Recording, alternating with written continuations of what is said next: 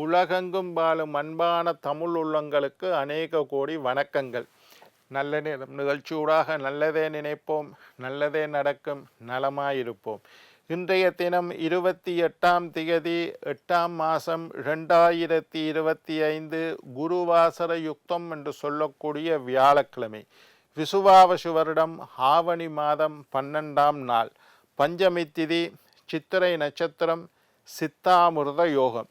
இன்றைய தினம் ராகு காலம் 1:30 மணி முதல் 3 மணி வரை. இன்றைய தினம் யமகண்டம் 6 மணி முதல் 7:30 மணி வரை. இன்றைய தினம் நல்ல நேரம் 7:30 மணி முதல் 9 மணி வரை.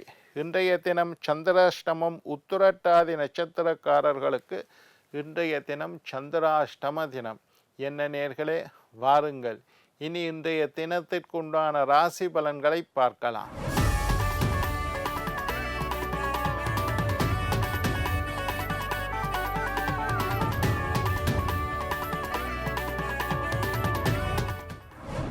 மேஷம் பாராட்டு, ரிஷபம் நன்மை, மிதுனம் அமைதி, கடகம் செலவு, சிம்மம் பயம், கன்னி கவலை, துலாம் வரவு, விருச்சிகம் தாமதம், தனுசு ஜெயம், மகரம் ஆதரவு, கும்பம் வெற்றி, மீனம் ஆக்கம்.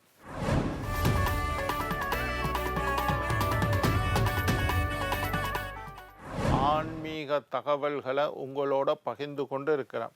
அந்தந்த நாளுக்குண்டான விசேஷத்தை பற்றி பேசுகிறோம். நேற்று ஆவணி சதுர்த்தி, அதை பற்றி பேசினோம். பிரதோஷத்தண்டைக்கு பிரதோஷத்தை பற்றி பேசுகிறோம். சஷ்டி கார்த்திகை அன்றைக்கு அண்டன்றைக்கு வரக்கூடிய விசேஷங்களை பற்றி, விரதங்களை பற்றி, ஜோதிடம் சம்பந்தமான தகவல்கள் பற்றி, எண்கணிதம் பற்றி, வாஸ்து பற்றி, ஜோதிட தகவல்கள், ஆன்மீக தகவல்கள் பற்றி பலவிதமான விஷயங்களை உங்களோட பகிர்ந்து கொண்டு இருக்கிறோம். எங்களுடைய நிகழ்ச்சிக்கு நீங்கள் தரக்கூடிய ஆதரவு என்னை மகிழ்ச்சி அடைய செய்கின்றது. நாங்கள் பேசுகிற விஷயம் சம்பந்தமாக உங்களுக்கு ஏதாவது சந்தேகம் இருப்பின், கேள்விகள் இருப்பின், அல்லது மேலதிக விவரம், எனக்கு இதை பற்றி இன்னும் தெரிஞ்சு கொள்ளணும் ஐயா, மேலதிக விவரம் ஏதாவது தேவைப்பட்டா, இல்லை இந்த விஷயத்தை பற்றி பேசுங்க ஐயா, இந்த மாதிரி இருந்தால் சக்தி டிவி நல்ல நேரம் நிகழ்ச்சி தயாரிப்பாளர் கீழ்கண்ட முகவரிக்கு கடிதம் எழுதி அனுப்புங்கள். தொடர்ந்து வரக்கூடிய நிகழ்ச்சியில் நான் அதுக்குண்டான பதில் அல்லது தகவல்களை சேர்த்து கொள்ள காத்திருக்கின்றேன். இன்றைக்கு நவரத்தினங்களை பற்றி பேச போகிறோம். 9 வகையான ரத்தினங்கள் ஜோதிடத்தில். அதிர்ஷ்ட கற்கள், ஜெம்மொலஜி என்று ஒரு பகுதி இருக்குது. அதிர்ஷ்ட கற்கள், ராசி கற்கள், ஜெம்மொலஜின்ட்டு நாங்கள் இதை சொல்கிறோம். நவரத்தினம், நவம் என்றால் 9 அர்த்தம். நவரத்தினங்களை பற்றி ஜோதிட சாஸ்திரம் சொல்லப்பட்டு இருக்குது. இது முறையாக நீங்கள் என்ன கல், என்னட்ட ஜாதகம் பார்க்க விரும்பினோம் ஐயா, நான் ஒரு அதிர்ஷ்ட கல் போட ஆசைப்படுறேன், என்ன கல் வச்ச மோதிரம் போடலாம் ஐயா என்று வந்து கேட்பேன். சில பேருக்கு மரகத பச்சை நல்லா இருக்கும், சில பேருக்கு ரூபி என்று சொல்லக்கூடிய மாணிக்கம் நல்லா இருக்கும், சில பேருக்கு ஜெலோ சஃபியார் கனக புஷ்ப ராகம் நல்லா இருக்கும், சில பேருக்கு வைரம் என்று சொல்லக்கூடிய டைமண்ட் அது நல்லா இருக்கும், சில பேருக்கு பவளம், பேர்ல் என்று சொல்லுவோம், பவளம் நல்லா இருக்கும், சில பேருக்கு முத்து நல்லா இருக்கும். இப்படி ஒவ்வொருத்தருடைய ஜாதகத்தையும் அலசி ஆராய்ந்து அதற்கு பிறகுதான் அவர்களுக்குண்டான கற்களை நாங்கள் சிபாரிசு செய்ய வேண்டும். இதுதான் முறையாக பார்க்குறது. இன்றைக்கு உங்களுடைய ராசிக்கு என்ன கல் போடணும்னு சாதாரண விஷயம் ஒன்று சொல்லுறேன். நம்பர் படி நீங்கள் எத்தனாம் தேதி பிறந்தீங்கள், அந்த தேதிக்கு உண்டான கல். 1ஆம் தேதியில் பிறந்தவர்கள் ரூபி மாணிக்க கல் போடலாம். 2ஆம் தேதி பிறந்தவர்கள் முத்து போடலாம். 3ஆம் தேதி பிறந்தவர்கள் கனக புஷ்பராகம். இப்படி ஒரு கணக்கு இருக்குது. உங்களுடைய ராசிக்கல், நீங்கள் மேஷ ராசி, ரிஷப ராசி, மிதுன ராசி என்ற என்னென்ன கல் போடணும் அதை பற்றி தான் இன்றைக்கு சொல்ல போகிறேன்.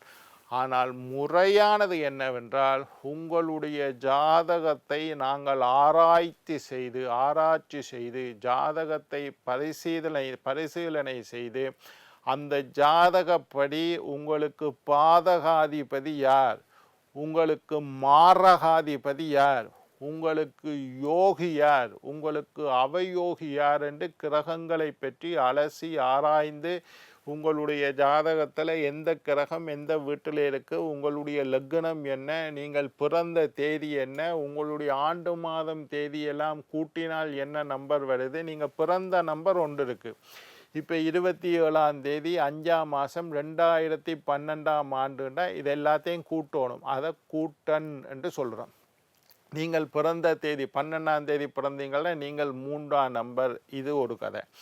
உங்களுடைய ஜாதகத்தில் நீங்கள் என்ன லக்னத்தில் பிறந்திருக்கின்றீர்கள் அதையும் லக்னத்துக்கு ஜாதகமான கல்ல அமையணும்.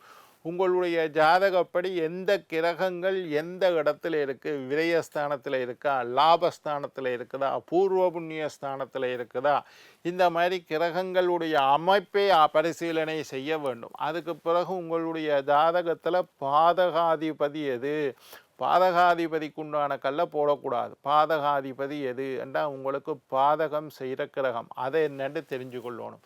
உங்களோட ஜாதகத்தில் யோகம் செய்யக்கூடிய கிரகம் எது, யோகி என்ற ஒரு கிரகம் இருக்குது, அதை என்னென்னு தெரியணும்.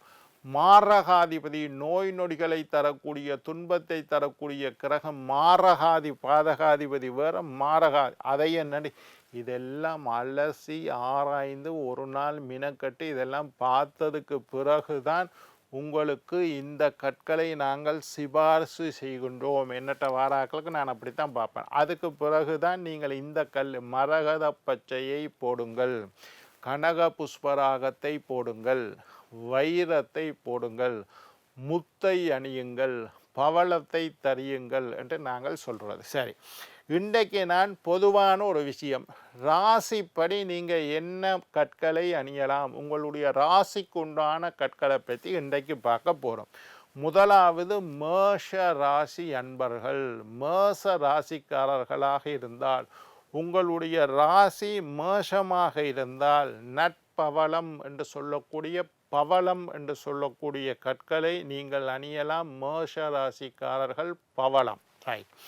ரிஷப ராசிக்காரர்களாக இருந்தால், உங்களுடைய ராசி ரிஷபமாக இருந்தால், ரிஷப ராசிக்கு அதிபதி சந்திரன்.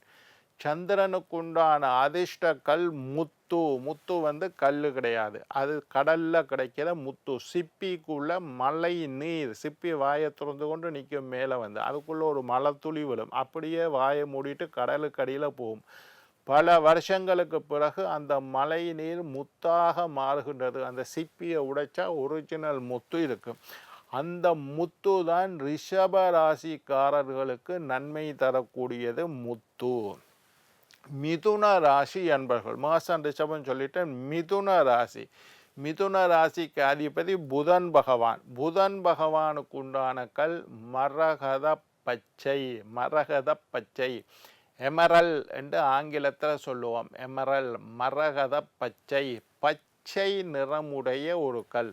வலது கையில் கடைசியாக இருக்கிற இந்த சின்னி விரலில் வெள்ளியில் போடலாம், தங்கத்தில் போடலாம். மரகத பச்சை, அது இந்தியாவில் தான் நல்ல மரகத, இலங்கையிலையும் இல்லாண்டு இல்லை, கிடைக்கிது எல்லா இடத்துலையும் மரகத பச்சை. ஆனால் மரகத பச்சைக்கு ஃபேமஸ் வந்து இந்தியா.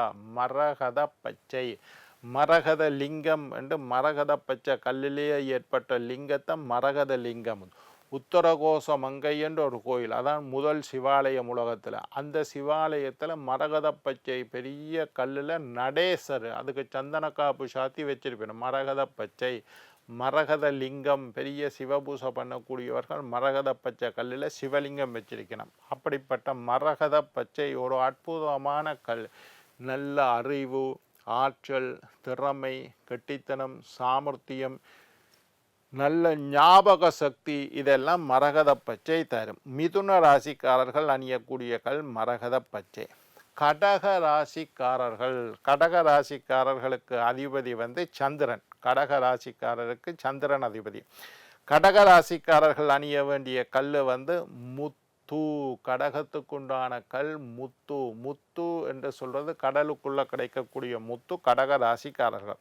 சிம்ம ராசிக்காரர்கள், சூரியனை அதிபதியாக கொண்ட சிம்ம ராசிக்காரர்கள் அணிய வேண்டிய கல் ரூபி, மாணிக்கம் என்று சொல்லுவோம். ரூபி என்று சொல்லுவோம். ரூபி என்றால் மாணிக்க கல். மாணிக்கக்கல்லை வந்து சிம்ம ராசிக்காரர்கள் அணிந்து கொள்ளலாம். மாணிக்கக்கல் நவரத்தினத்தில் நடுவில் இருக்கிறது மாணிக்கக்கல். இலங்கை வந்து மாணிக்கக்கல்லுக்கும் நீலக்கல்லுக்கும் இலங்கை ஃபேமஸ். பச்சைக்கல்லுக்கு இந்தியா, டைமண்டுக்கு அமெரிக்கா, இந்த மாதிரி ஒவ்வொரு கல்லுக்கு ஒவ்வொரு இடம் இருக்குது. மாணிக்கக்கல் வந்து இலங்கை ஃபேமஸ். சிகப்பு நிறத்தில் இருக்கும், ரூபி என்று சொல்லுவோம். நவரத்தின மோதிரத்தில் நடுவில் இருக்கிற கல் மாணிக்கக்கல். மாணிக்கக்கல்லை அணிந்தால் அதிகாரம், பதவி, பட்டம், பதவி, அதிகாரம், அந்தஸ்து எல்லாம் கிடைக்கும். கன்னி ராசிக்காரர்கள் மரகத பச்சை, கன்னிராசிக்காரர்களும் மரகத பச்சை என்று சொல்லக்கூடிய பச்சை கல்ல மோதிரம் போடலாம். துலா ராசி அன்பர்கள், துலா ராசிக்காரர்களுக்குத்தான் இருக்கிற கல்லிலேயே விலை கூடின கல் வைரம். வைரம் என்றால் டைமண்ட் என்று சொல்லணும். டைமண்ட் எல்லாம் பெரிய கல் கிடைக்காது, சின்ன கல். துலா ராசிக்கார். விருச்சிக ராசிக்காரர்கள் பவளம் அணியலாம். தனுசு ராசிக்காரர்கள் புஷ்பராகம் அணியலாம். மகர ராசிக்காரர்கள் நீலக்கல் அமையலாம். கும்ப ராசிக்காரர்கள் நீலக்கல். மீன ராசிக்காரர்கள் புஷ்பராகம். என்ன நேர்களே, நாளை மற்றொரு நிகழ்ச்சியில் உங்களை சந்திக்கும் வரை உங்களிடம் விடைபெறுவது உங்கள் ஜோதிட சித்தர் டாக்டர் ராஜராஜ குருக்கள்.